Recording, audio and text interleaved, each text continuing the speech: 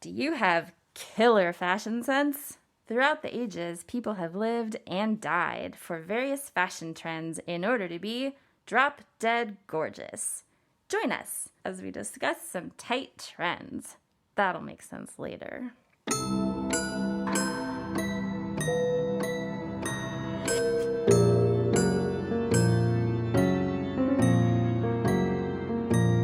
Death party!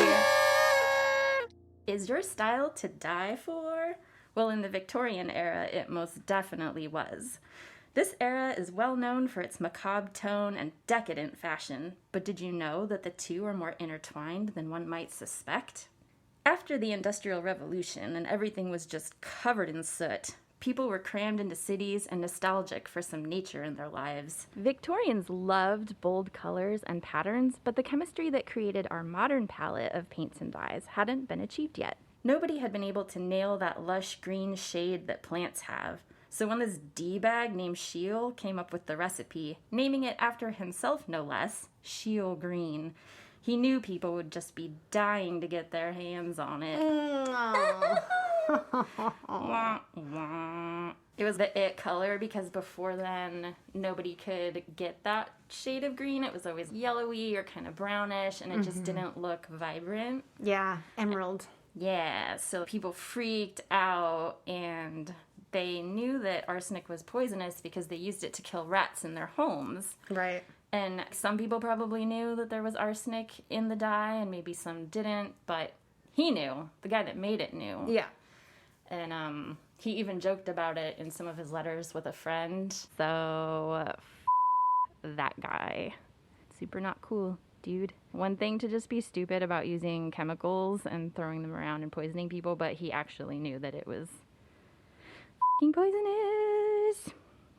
And so eventually people started catching on, and they started realizing that they were poisoning themselves, but they just wanted that color. Like, fashion was just such a thing that they would wear it anyway and poison themselves. One young girl, whose job it was to dust the arsenic dye on handmade fake flowers, was even said to have the most beautiful green eyes. Scratch that. The whites of her eyes were dyed green, which, not that lessons haven't been learned here, but this sounds like a fashion trend whose time has come, don't you think? I'd probably do mine turquoise if it wasn't going to kill or blind me. I would dye everything turquoise. I'm sure you would. I'm glad that the color green, Paris green, still exists to this day, and that it is not still laced with arsenic. Speaking of laced. Oh, that brings us to our next subject. Awesome segue, Faye. We're going to talk about corsets. So I think corsets have this reputation of being really lethal, and they're not the most lethal garment out there. We're going to talk about some that are a bit more lethal. There's some misconceptions about how tightly women were cinching their waists using corsets. The research that I came across made it sound like it was an average of a couple of inches smaller. Their waists were smaller than ours are now. Big surprise. They were shorter, smaller, slighter in all regards. And so were their waistlines. And it would be something like going from a 22-inch waist to a 20-inch waist with a laced corset.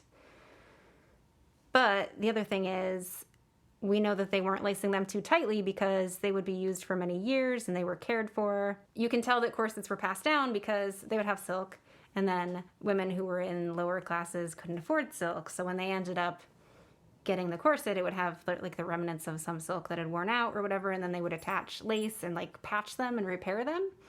So that's just further indicates that they didn't use and abuse them to the point where they were falling apart and like cinching their waist tiny. I watched a show a few years ago, and they were talking about like the Guinness World Record holder for smallest waistline was this woman who goes by Spook. And she's like a 14-inch waist or something insane. Yikes. Yeah. And if you see her x-ray, it's just like... So she doesn't eat bagels. Probably not very often. So Victorian era women cinching their waists really tight with corsets might be a bit of a fallacy.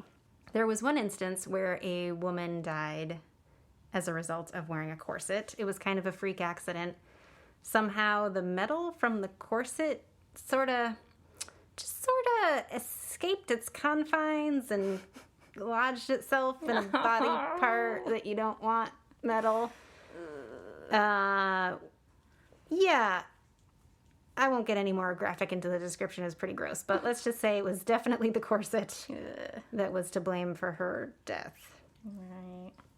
I think a lot of the time in that era, they couldn't really tell what had killed someone because people were lacing their corsets really tight and they would faint, but they would also be in a room that had arsenic in the wallpaper that was off-gassing, or they'd come into contact with it, and they were taking all kinds of, like, radium pills and who knows what. So yeah, and forensics were maybe not at the top of their... I mean, we're talking about an era when it was still like, oh, do you have a bit of the bad blood? Let's throw some leeches on you and just hope that works. I really want one of those leech jars. Ugh. Not with the leeches in it, just the jar. I do not. I don't want that. I'm very happy that I do not have one of those. So since Victorian era women were only corseting their waists down a couple of inches smaller than what they would have had without a corset, it does make it a little harder to breathe. It does have maybe an effect on the internal organs. There's not a huge consensus on this from the research that I saw because medicine wasn't real great back then and everyone was wearing a corset, so it was kind of hard to compare it against a control group that wasn't wearing a corset.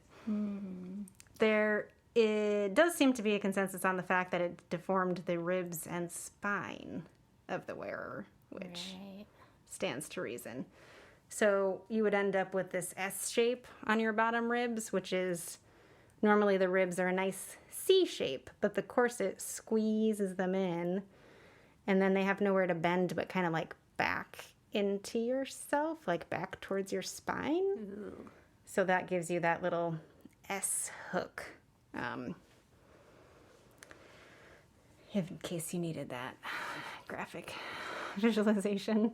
That's interesting because I've read so much over the years about women's organs being misplaced by corsets, and they have all these pictures of women, after their death, and everything's squished into awful places where it's not supposed to live, and it looks really terrible. But thinking about it in light of what you were just referencing, like when women get pregnant, the same thing happens. Their organs get all pushed into wherever else they fit because the baby's there. Yeah. And that happens all the time. And so it's interesting to think that everything that I had heard about corsets being, so deadly or so like terrible for a person's body is debatable.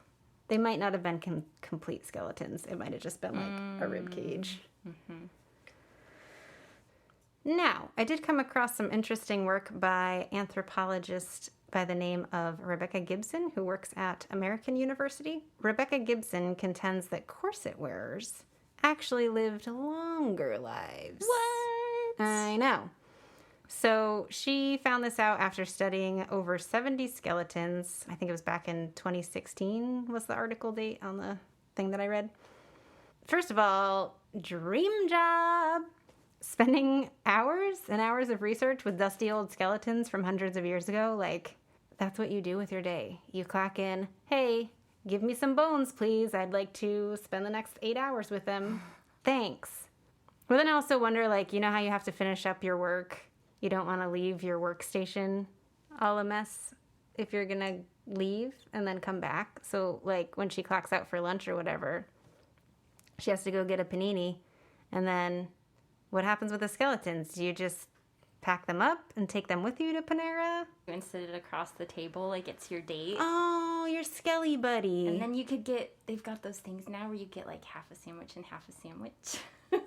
Oh, and you could share, and you could like Lady and the Tramp across the table. It's just a rib cage though, with a sandwich shoved between the ribs. Just a little skella buddy to hang out with and cram sandwiches into. Everyone needs a cinched rib cage full of sandwiches across the table from that is not disrespectful to the dead at all. You don't know. Maybe she liked sandwiches. I mean, if my rib cage was full of sandwiches, Yeah. I wouldn't mind if someone jammed my ribcage full of sandwiches right now. There are worse things. You'd still be intact. I mean, your skeleton is intact enough to be filled with sandwiches. Wait. Hashtag blessed.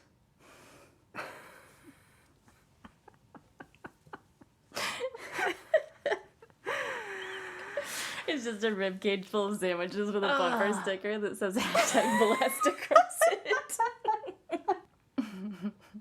Okay.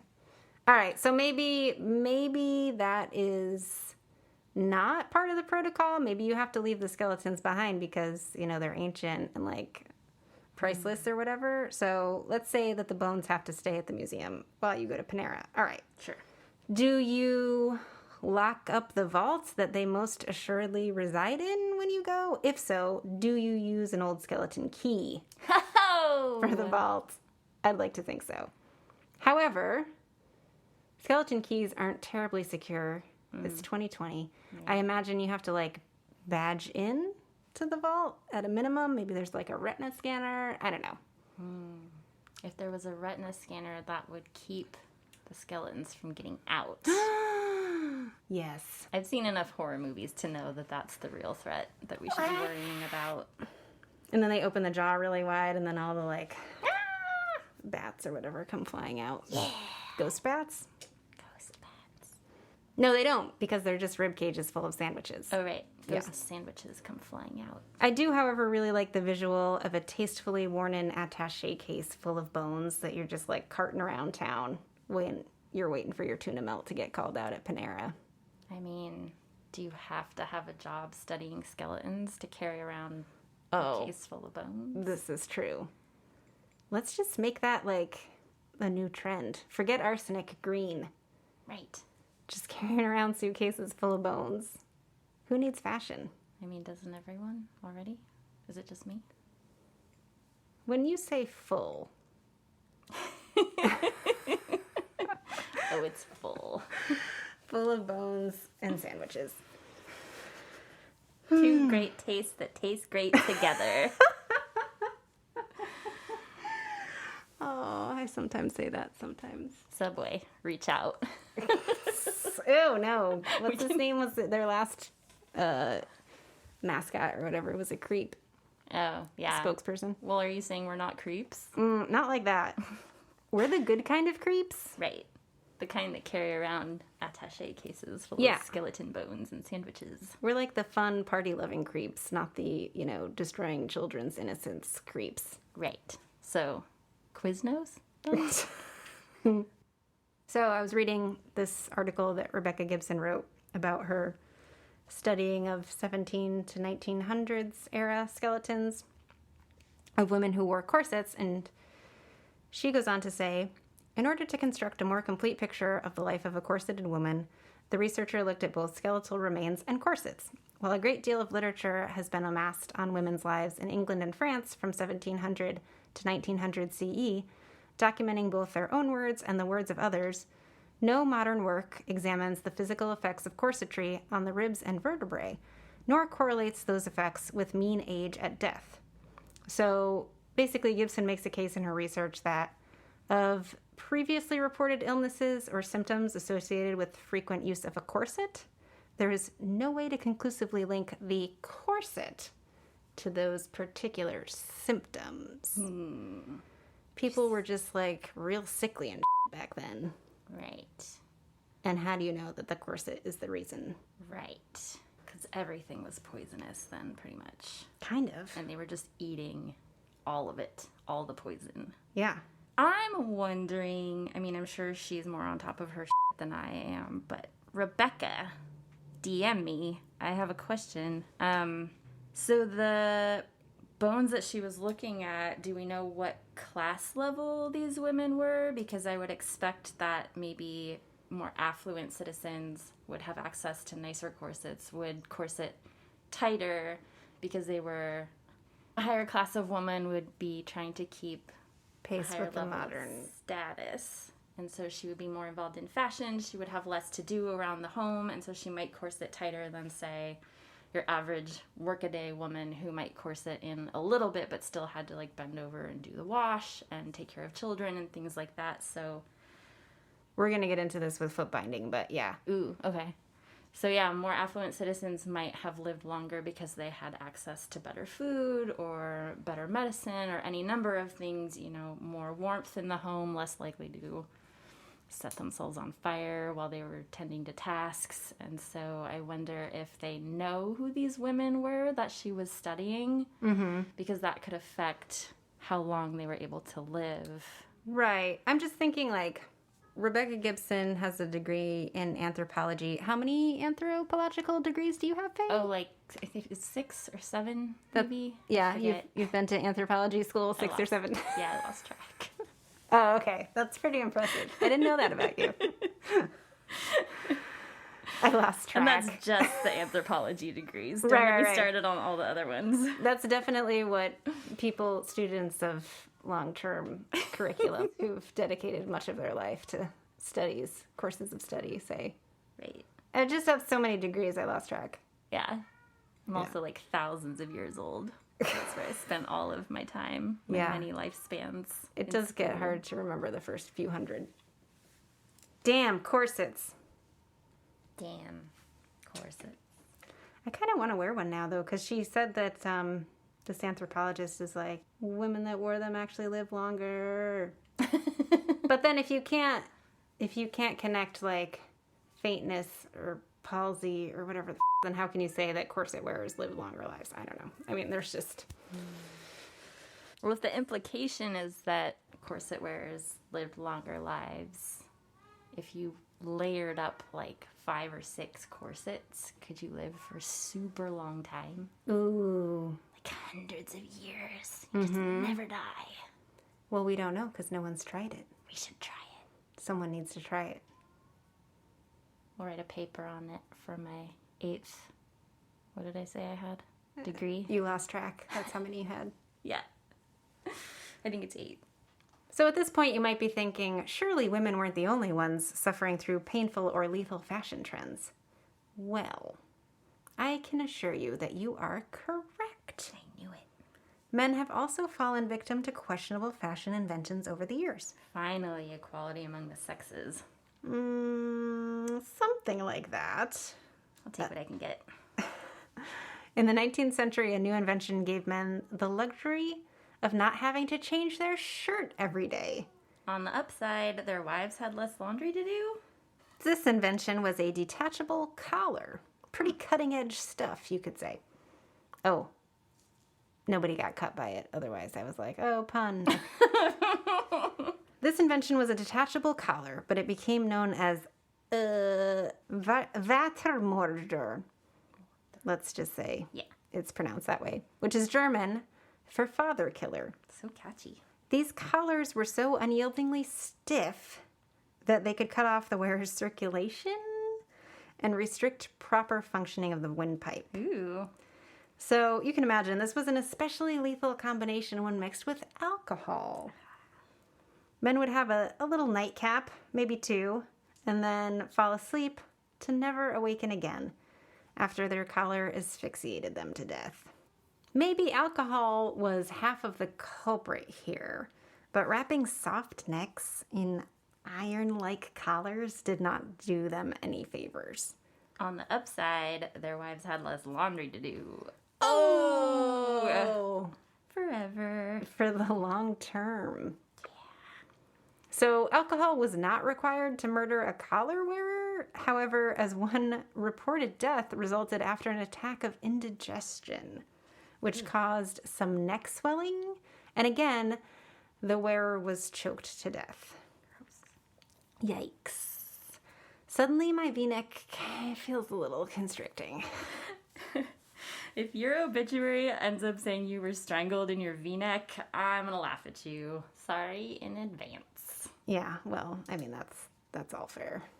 Stiff collars and corsets are going to sound like the snuggly embrace of a death koala compared to this next trend. Ooh, tying it all back together.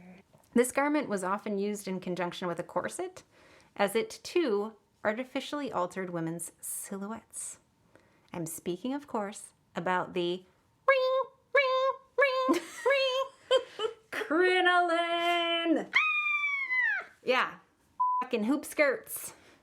They have that narrow waist that flares out more the closer to the floor it gets until it ends in a giant death circle at the bottom. Right. Because, as we all know, the circle is the most nefarious and evil of all shapes. It is? Where do you find pentagrams? Oh, Inside a circle. right. Where do you sit when conducting satanic spells? On the floor? Inside a circle. It's true. Where do you find fast food sandwiches? Easily the most malignant and evil of all foods on the planet. What? Inside rib cages? Well, yeah. But also, inside buns shaped like circles. Oh my god! Evil is all around us. Around!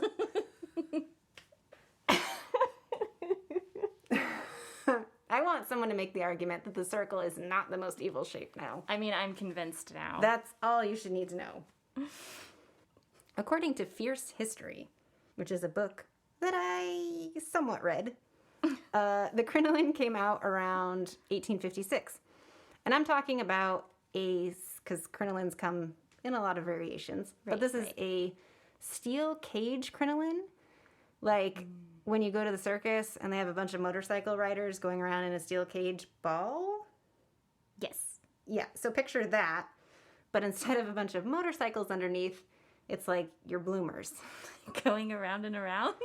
Well, no. I mean, I guess it depends. I mean, what goes on under there is your business, frankly, but yeah, so it's your bloomers and your getaway sticks. Now, if this... Look at the getaway sticks on that tomato. Oh my gosh.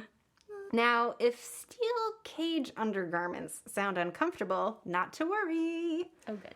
A crinoline could also be made with whalebone, cane, or, and I'd really like help envisioning this technology in the 1860s, inflatable rubber. Keep talking. So... This all sounds comfy as hell.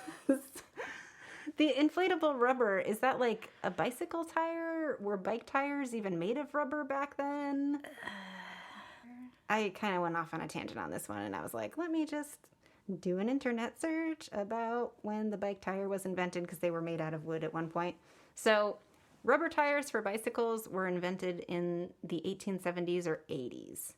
So I'm guessing that like the inflatable rubber crinoline ones were around that same time, but hey, I would love to find out for sure. So if you ever come across that information, send deathpartypodcast@gmail.com an email. That is just bizarre. I had never heard of that before. Inflatable rubber? How does that even work? Yeah, like there's like a little valve on it, or Is it just a series of bike tires getting bigger and bigger? oh, Or is it one big bike tire? you're just rolling around on a big bike tire under there. Like that's where the phrase skid marks comes from, because you just had like bike tire marks on your legs. Oh, that's better than what I was imagining. Yeah, it does beat the alternative. It's the most ladylike of all skid marks. I mean, I don't even know what skid marks are because I'm such a f***ing lady. Oh, God. I love talking about tires. We ask probing questions here at Death Party. Probing the depths of your skid marks. Oh, man, we went on such a skid mark tangent. I did not see that one coming. Okay. You've got them. We want them. Show us your skid mark photos at Death Party Podcast on Instagram. Please don't. To be 100% clear, we were talking about skid marks from tires, rubber, tires that hit the road, tires, no other interpretation of the word tires. Please and thank you. Tires does not mean your butt cheeks. No, Faye, don't even put that. Don't even give that possibility any light. Cut that part out. Okay. Cut that skid mark out. Just replace the rest of this episode with the word skid marks, please. Every noun. Hello and welcome to our podcast about skid marks. Welcome to our skid marks about skid marks. Catch us in part 2 of this episode where we talk entirely about skid marks. In any case, crinolines rapidly rose in popularity. It was the new it trend. Women were outdoing each other for largest hoop size with reported measurements of 6 meters, so roughly 19 feet plus. Actually. What? Yeah. Over 19 feet in diameter. Oh, the mutilating possibilities when you're dragging an unyielding 19-foot death trap around your body all day. Female factory workers were maimed or killed when their crinolines got caught in machinery. Yeah. There are accounts of strong gusts of wind catching the skirt, which is essentially at that size a giant umbrella, Right. and tossing the crinoline wearer about. Perhaps the lady was merely blown to another spot in the field in which she was picnicking a short distance away. That's a nice story. Yeah, it's like the Mary Poppins method of transportation. Right. Or maybe she was blown off her lawn and into the path of a passing horse-drawn carriage. There's those skid marks again. Yeah, this definitely comes back to poop at that point. I did find some accounts of women getting swept off of piers by the wind because of their enormous skirts. Mm-hmm. So, like a beautiful parasol, they would glide on the breeze So dainty. and then sink like a stone beneath the waves. Oh. Do you think that's how the lobster cage was invented? It would even come pre-stocked with bait. Ooh. Can we stuff that rib cage with lobster rolls? Now I want a lobster roll. Hey, if they're gonna eat us, we can eat them right back. Nay. So the wind gust crinoline combination sounds pretty gnarly, and that's definitely not how I want to go if I have any say in the matter. But even worse, even more lethal and terrifying, arguably, than the wind gust crinoline method of execution, was the fire crinoline combination, which accounted for 3,000 deaths in England alone, and we're just talking about the decade of the 1860s. That's a lot. Yeah. So I'm thinking, like, with population levels back then being lower than modern figures, I can't help but wonder what percentage of England's population of ladies this may have been. All of them. Yeah, I mean, 3,000 in a decade sounds disproportionately like a lot.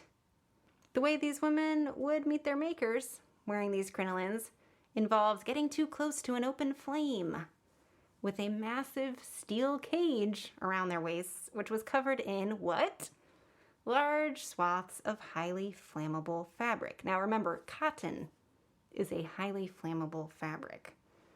Cotton was used instead of asbestos for simulating fake snow on movie sets back in the day, which is like a whole topic for another time. But the reason they used asbestos instead of the cotton, because it was less flammable. That's just a little death party fact for you when you're at a party and you want to talk about death. Now, of course, we're talking about an era where open fireplaces were pretty common because you needed to heat your home before electricity. Right, because you could also freeze to death. You could also freeze to death. So, yeah, 3,000 deaths from crinoline actually kind of sounds reasonable when you put it into that context. In fact, in 1858, the New York Times reported 3 deaths per week due to crinolines catching fire. What? That's crazy. Yeah. And in case you're still not convinced, the tragic demise of death by crinoline fire befell the likes of 2, not 1, but 2, of Oscar Wilde's half-sisters. And I read varying accounts, anywhere from 1,800 to 2,500 churchgoers. Whoa. On a December evening in 1863, a fire broke out at the Santiago, Chile church when one crinoline wearer got too close to a candle. She wasn't the only crinoline wearer in the church. Can't take these ladies anywhere. No. I mean, you shouldn't take these ladies anywhere. Because they're just not all gonna fit. That's the end of part 1 of our fashion episode. Be sure to check out part 2, where we go toe-to-toe with fatal footwear, killer chemicals in clothes, and other spooky surprises. Thanks for sticking with us until the bitter end of this episode. We really appreciate you listening, and remember, Death Party loves you!